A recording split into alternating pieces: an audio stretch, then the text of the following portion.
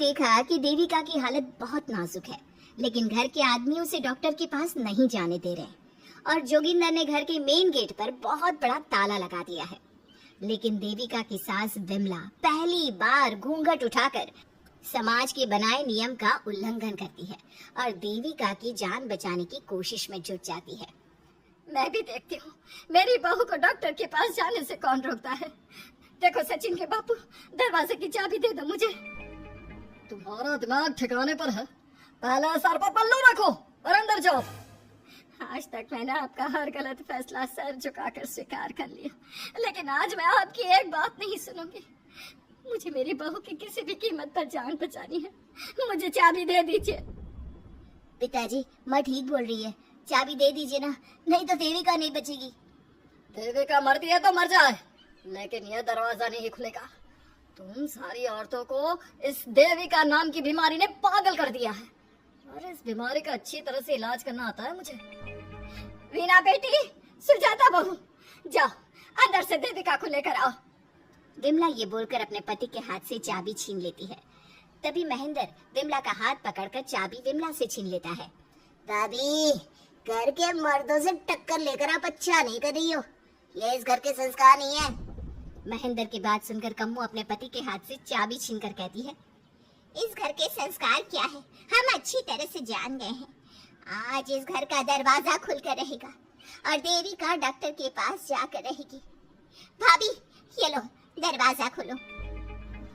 विमला ताला खोल देती है। तभी वीणा और सुजाता देविका को लेकर आ जाती हैं।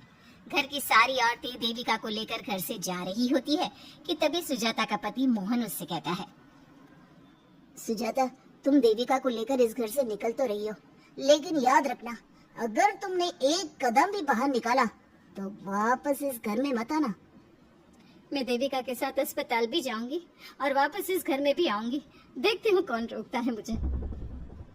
देखता हूँ कैसे इस घर के अंदर कदम रखती हो और कौन तुम्हारी मदद करता है। कानून मेरी मदद करेगा और कारट के दरवाजे हर नागरिक के लिए खुले हैं।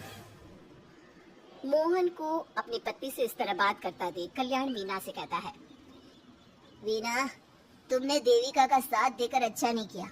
अगर तुम अभी भी इसके साथ गई तो अपना और मेरा रिश्ता खत्म समझना। मुझे कोई फर्क नहीं पड़ता, तुमने आज तक किया ही क्या है मेरे लिए। तुम खुद घर जमाई बनकर मेरे घर में रह रहे हो, कभी 100 रुपए की साड़ी दिलाई है मुझे।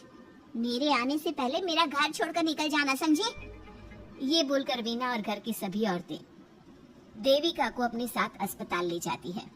वहां जाने के बाद डॉक्टर जल्दी से देविका का चेकअप करता है। चेकअप करने के बाद वो गुस्से से कहता है, ये क्या किया है तुमने? क्या हुआ डॉक्टर साहब? आपकी बहू की इतनी ज्यादा हालत खराब है और उन्हें चोट भी लगी है, फिर भी आपने उन्हें हॉस्पिटल लाने में इतना लेट कर दिया। आपको 3 दिन पहले ही इन्हें हॉस्पिटल में एडमिट करवाना चाहिए था। हमसे गलती हो गई डॉक्टर साहब, लेकिन आप जल्दी कुछ करिए, हमारी बहू और उसके बच्चे को बचा लीजिए। देखिए, अभी कुछ भी कह पाना मुश्किल है। हम माँ और बच्चे में से किसी एक को ही बचा सकते हैं। आप सोच लो किसे बचाना है। डॉक्टर साहब, आप देविका को बचाइए, उससे कुछ नहीं होना चाहिए। देखिए, हमें देविका का ऑपरेशन करना पड़ेगा। आप इनके पति को बुलाइए, हमें कुछ पेपर पर साइन करवाने हैं। डॉक्टर की बात सुनकर सभी औरतें सोच में पड़ जाती हैं। तभी वीणा कहती है, डॉक्टर साहब, इनके पति नहीं आ सकते, ये इनकी सास है विमला देवी, आप इनसे साइन करवा लीजिए। लेकिन पेशेंट की हालत इतनी नाजुक है, इनके पति है कहाँ? वो अपने आदमी होने का धर्म निभा रहा है। पति धर्म के बारे में उसे कुछ नहीं पता। डॉक्टर साहब, वो नहीं आएगा। क्या क्या करना है आप मुझे बताइए। थोड़ी देर बाद डॉक्टर देविका का ऑपरेशन शुरू कर देते हैं। जब वो ऑपरेशन थिएटर से बाहर आते हैं तो कहते हैं, आप लोगों की किस्मत अच्छी है, देविका भी सुरक्षित है और उसका बच्चा भी। डॉक्टर, बेटा हुआ है या बेटी? बेटा हुआ है। सब लोग बहुत खुश होते हैं। कुछ दिन तक देविका उसी हॉस्पिटल में रहती है और उसके ससुराल की औरतों ने उसका बहुत ध्यान भी रखा। अब देविका कुछ हद तक ठीक हो गई। डॉक्टर ने देविका को घर जाने की इजाजत दे दी, लेकिन सभी सोच में पड़ गए। हम भाभी को घर ले तो जाएं, लेकिन माँ, आपको घर का माहौल पता है ना, देविका भाभी अभी पूरी तरह से ठीक नहीं हुई। भाभी वहाँ आराम नहीं कर पाएंगी और पता नहीं घर के सारे आदमी हमारे साथ क्या करेंगे। माँ, क्या हम डॉक्टर से बात करके देविका को थोड़े दिन और यहाँ नहीं रख सकते? जब वो पूरी तरह से ठीक हो जाएगी तो उसे यहाँ से ले जाएंगे। ये बात सुनकर विमला सोच में पड़ जाती है। तभी कम्मो कहती है, तुम दोनों ठीक कह रही हो, मैं अभी डॉक्टर से बात कर लेती हूँ। कम्मो डॉक्टर से बात कर लेती है और देविका कुछ दिन में बिल्कुल ठीक हो जाती है। देविका अपने बच्चे को गोद में लिए बाकी औरतों के साथ अपनी ससुराल जाती है, लेकिन घर के सभी आदमी उन्हें दरवाजे पर ही रोक देते हैं। खबरदार, तुम में से कोई भी औरत अगर घर के भीतर घुसी, अगर तुम घर में कदम रखोगी तो घर अपवित्र हो जाएगा। घर हमारे कदम रखने से अपवित्र नहीं होगा, बल्कि आपकी गंदी सोच की वजह से घर क्या, अरे पूरा समाज अपवित्र हो रहा है।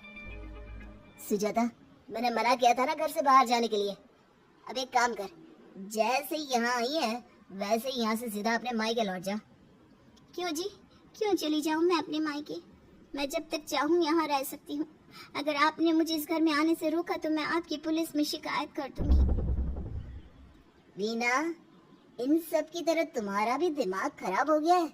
अब मैं तुम्हें बिल्कुल बर्दाश्त नहीं करूंगा। तुम्हें ऐसी सजा दूंगा कि तुम याद रखोगी।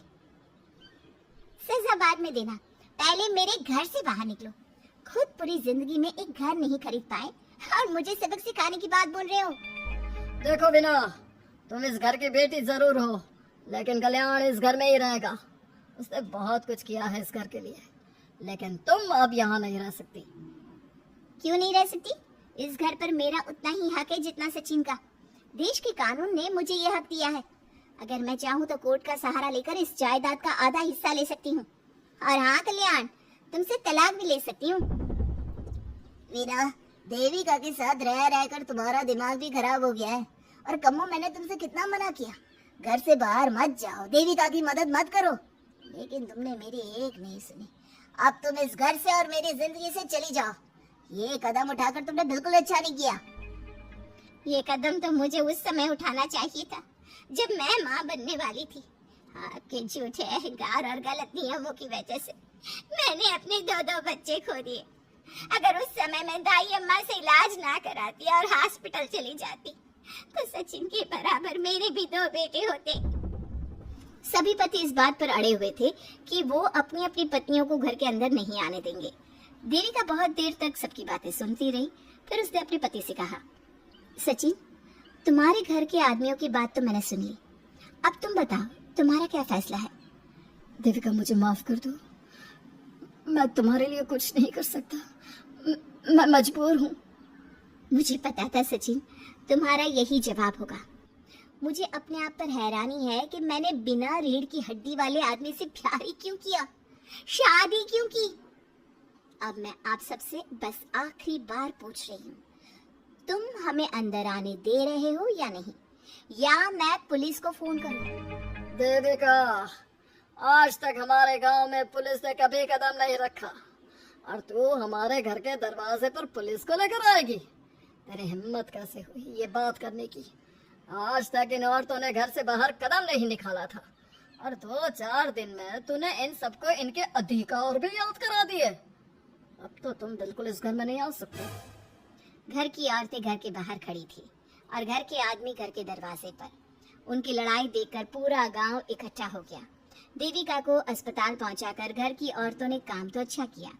इस काम से देविका और उसके बच्चे की जान भी बच गई, लेकिन इनकी जान बचाने की कीमत घर की औरतों को कैसे चुकानी होगी, इसके लिए आपको आने वाला एपिसोड देखना होगा।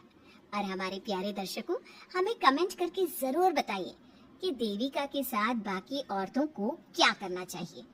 क्या उन्हें घर के अंदर जाने के लिए संघर्ष